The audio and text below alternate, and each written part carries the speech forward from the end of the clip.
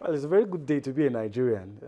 Feel so happy to be here, and you know the reason why. Nigerians doing us proud. Team Nigeria doing us proud at the 2014 Commonwealth Games. Good morning and welcome. My name is Yemi Adebayo. We have a lot lined up for your viewing pleasure this morning, and of course, the 2014 Commonwealth Games will be top on our agenda this morning. But of course, we'll spare a thought for football on the domestic scene. Look at transfers. It's that period of the year on the calendar in Europe where players move from different clubs. We'll also review the papers this morning and, of course, give you a slice of tennis if time permits. But first, let's quickly check out the headlines this morning. All right, top story this morning. Okagbare wins gold again, and of course, Nigeria's Blessing Okagbare winning the 200 meters gold for the women, adding that to the 100 meters she won 4 days ago. Surprise package, that's Issa Brume. We didn't see her coming. She won gold in the long jump. Surprise package. Nobody saw it coming, apart from few people who have been monitoring athletics on the domestic scene. But for most people, they didn't see her coming. And now she has brought Team Nigeria's gold to 8. So that's a surprise package. Well, the drama continues in the story of the Nigerian Football Federation, the impeachment of Aminu Megari, as the delegates in the Congress refused to. Congress was called off, but delegates, the pre-Congress arrangement, delegates refusing to toe the line.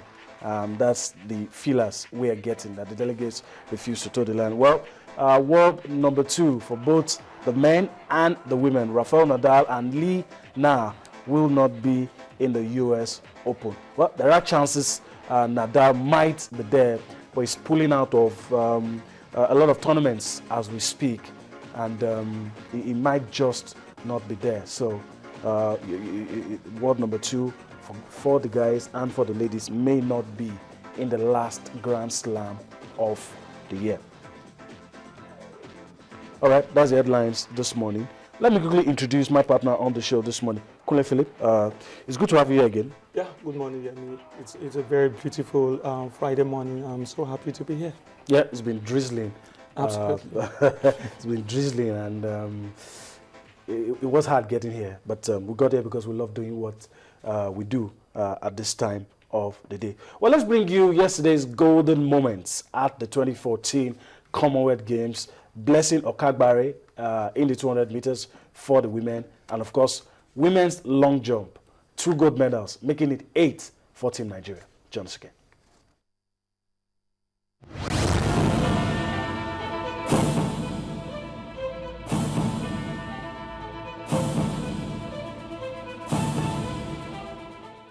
Three to 6. Bingham, Canada in 1. Williams, England in 2. Stewart, Jamaica 3. Campbell Brown, Jamaica in 4. Looking pensive. Okagbare outside of the Nigerian. Calvert.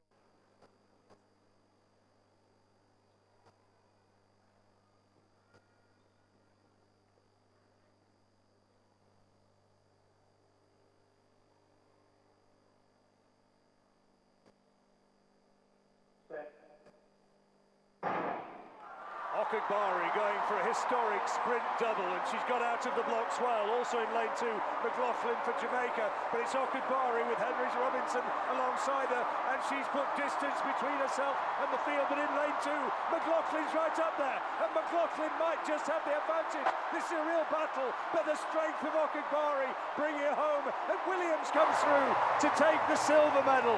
Okagbare winning in 22.25 seconds. 0.05 of a second outside the Commonwealth Games record. It was a little bit harder than it had been before that. She had to dig deep as she put the rounds together, and it's a silver for Jodie Williams of England in a lifetime best 22.5, and Bianca Williams for England has come through to take the bronze medal in 22.58. Anika Honora of England, fourth, 22.64, and Anisha McLaughlin, who for the first 130, 140 metres looked as though she was giving Okagbare a real race for her money, eventually having to settle for fifth place. But blessing Okagbare, the 100 metres champion, now in a time of 22.25 seconds, is also the 200 metres champion. A truly historic night for the Nigerian. Absolutely brilliant. She got an electric start. She was so quickly up onto the shoulder of Samantha Henry Robinson, but she didn't necessarily pull away as we would have expected on the evidence of what we saw from her in the semi-finals. A wonderful win, but she was put under pressure with about 80 or 70 metres to go and had to dig deep. She has had quite a busy programme so far. That was in the women's long jump. The stadium's loud, the crowd excited, of course, by all the action that's going on around them. 6 metres and 43 in the first round, 6 metres and 39. Nettie leads with 6 metres and 49 centimetres. She's the leader at the moment. This is the third round for the Nigerian.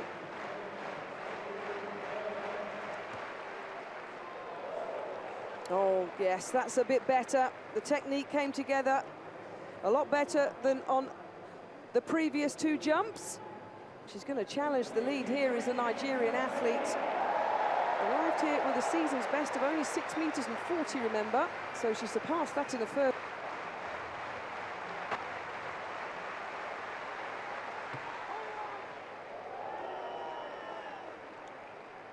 Well, she's consistent, isn't she?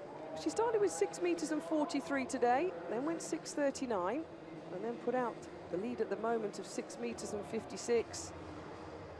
The Nigerian champion this year.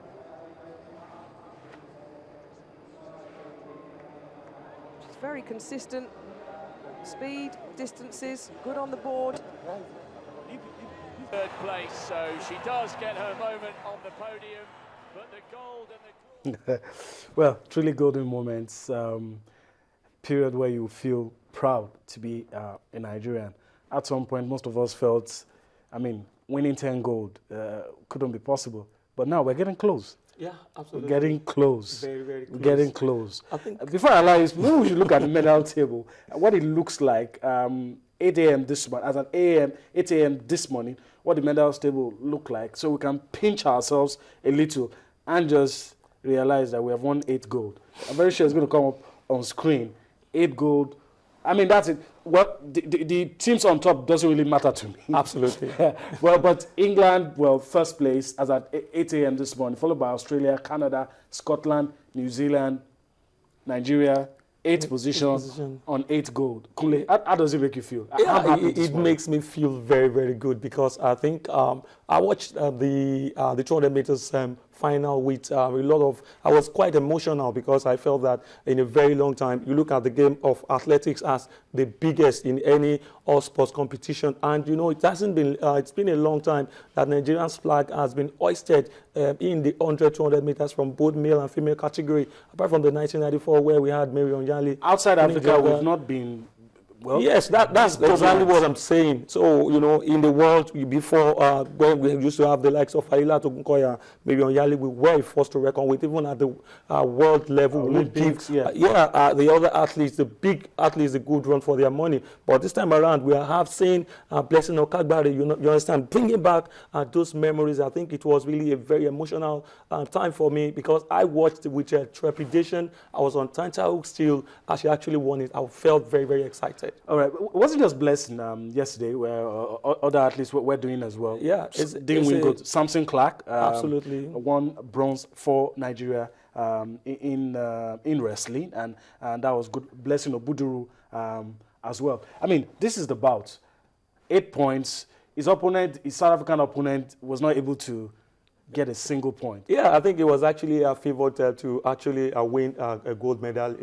Before he lost to, I think he lost to a Canadian in the semi-final. But it's good to see Nigerians just in wrestling, getting the weightlifting, we've actually cleaning it out very, very well in weightlifting and wrestling. But I'm going to quickly ask you now. I mean, is 10 gold within reach?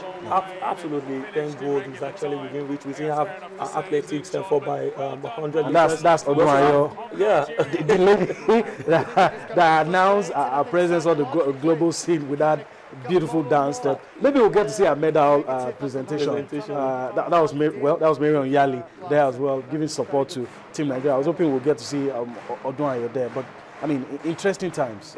Interesting time. No one actually expected this. I actually felt that, based on the fact that we didn't get to prepare very well. This lady I was talking about, Kule, the smile, the excitement, the songs. That's the way you feel when you understand when you win a gold medal. You understand you're on the podium and all attention. Somebody I respect this morning said, at the end of the day, when documentaries are being done, when promos are done, you will get to see this moment. Pure joy. Yeah. She wasn't forcing it. She was just happy, coming. Yeah. Natural. Yeah. And it gives you joy that you're a Nigerian and you're seeing this moment, especially when a lot of things is happening in the country right now, and this kind of things can make us happy. But let's talk about things that we should expect today. There's boxing, and of course there's table tennis.